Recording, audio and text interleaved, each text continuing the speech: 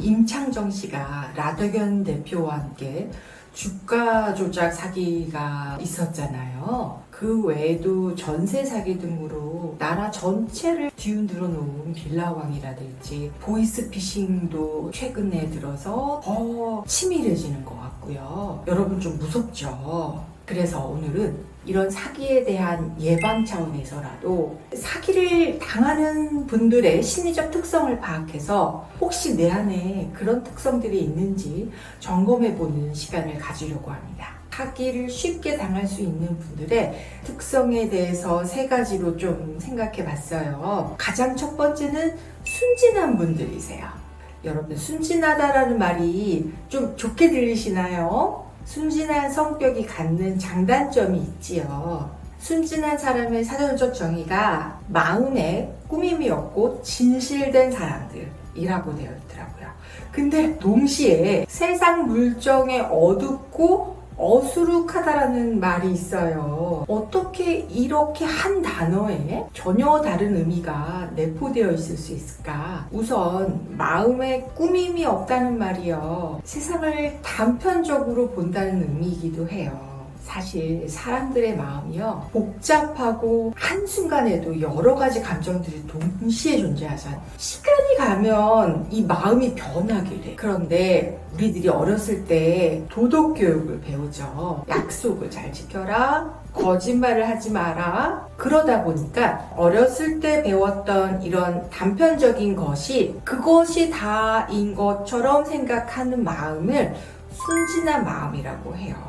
사람의 마음이 시간이 지나면서 변하는 것을 보고 간사하다라고 상처를 많이 받게 되는 경우도 있거든요. 사람의 마음이라는 게 본질적으로 다양한 감정이 존재하고 또 시간에 따라서 상황에 따라서 변할 수 있는 게 인간의 마음입니다. 순진하신 분들이요, 내가 그렇기 때문에 상대방도 그럴 거라고 생각을 하고 뱉어지는 말에만 초점을 맞춰서 그게 전부라고 생각하게 된다라는 거죠. 그래서 순진하신 분들이요, 사기뿐만이 아니라 관계적인 측면에 있어서 마음의 상처도 많이 받아요. 상처가 시간이 지나면서 사람에 대한 불신을 갖게 되고 성격화돼서 되게 외로워지게 되는 성격이 될 수도 있거든요. 좀 순진하다 이런 말을 많이 들으셨다면 이런 측면이 있지 않는지 나를 한번 좀 점검해 보시면 좋을 것 같아요. 두 번째로 압박감이나 불안감에 취약한 성격입니다. 2021년도에 개봉한 보이스라는 영화 혹시 보셨나요? 저도 정말 그 영화 보고 놀랐는데요. 보이스피싱을 주제로 한 영화예요. 저는 보이스피싱이라니 이렇게 치밀한 줄 몰랐고요. 저라도 그런 상황이 되면 정말 당할 것 같더라고요. 보이스피싱 일당들이요, 사람의 심리를 정말 잘 파악하고 있어요. 사람이 굉장히 압박감이 느껴지고 불안감을 크게 느끼면 이 전두엽이 활동이 멈추거든요. 그래서 깊게 생각하거나 현실적인 사고가 좀 어렵게 돼요. 그런 사람의 심리를 교묘하게 잘 이용하더라고요. 마지막으로 호불호가 강해서 호에 해당되면 좋은 면만을 보게 되는 성격을 가지신 분들이세요. 이 호불호가 강하다는 말이 어떻게 들으면 자기 주관이 뚜렷하고 기준이 분명하다라는 말처럼 들리면서 좋게만 들릴 수 있는데요. 장점이 강하면 강할수록 단점도 또한 강해집니다. 호불호가 강하다는 것은 좋아하는 것과 좋아하지 않는 것의 경계가 분명하고 강하다는 의미잖아요.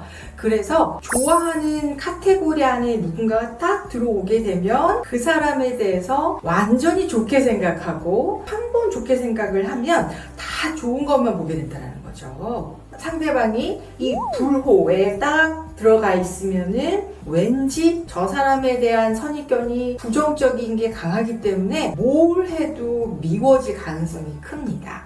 내가 만약에 예의범절을 중요하게 생각하는 호불호가 강한 성격의 소유자라고 생각을 해볼게요. 나한테 와서 90도로 인사하고 깍듯하게 하고 깔끔한 옷차림에 존댓말과 세련된 말로 무언가 얘기를 한다면 이 사람 굉장히 매너 좋고 예의범절이 바르구나 라고 생각하면서 좋은 면만 보게 되고 웬만한 행동을 해도요 다 좋게만 해석이 돼요. 반면에 옷을 좀 털털하게 입었다든지 좀 캐주얼하게 입고 자연스럽게 행동하는 것이 나한테는 그게 예의범절이 별로 없어 보이는 거예요. 그 사람에 대해서 뭔가 부정적인 선입견을 갖게 되죠. 그 사람이 설령 성숙하고 다른 좋은 장점이 많이 있다 하더라도 발견하기가 쉽지 않다는 거죠.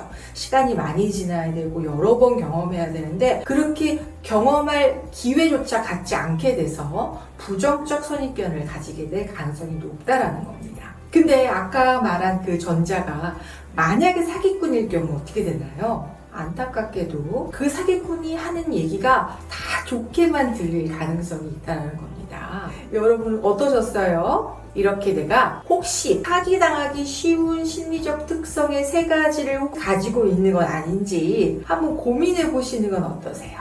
네, 오늘 여기까지 하겠습니다. 감사합니다. 행복의 기술은 여러분과 더 행복해지기 위한 채널입니다. 궁금한 것이나 나누고 싶은 이야기가 있으면 댓글로 남겨주시고 주변에 영상을 함께 나누고픈 분이 계시면 공유하셔서 다 같이 더 행복한 세상을 만들어 갔으면 합니다. 구독과 좋아요는 영상을 제작하는 데 큰 힘이 됩니다.